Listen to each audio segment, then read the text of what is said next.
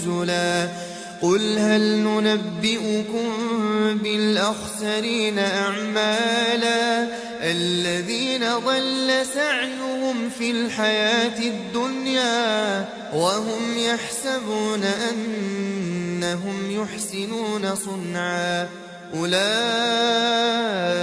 الذين كفروا بآيات ربهم ولقائه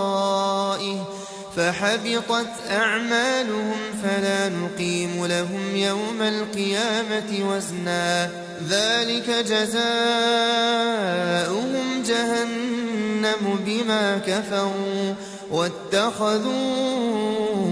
آياتي ورسلي هزوا إن الذين آمنوا وعملوا الصالحات كانت لهم جنات الفردوس نزلا خالدين فيها لا يبغون عنها حولا قل لو كان البحر مدادا لكلمات ربي لنفد البحر قبل أن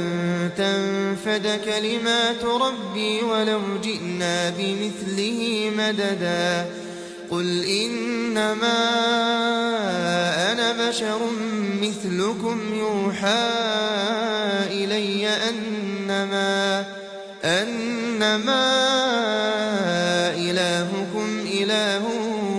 واحد فمن كان يرجو لقاء ربه فليعمل عملا صالحا ولا يشرك بعبادة ربه أحدا.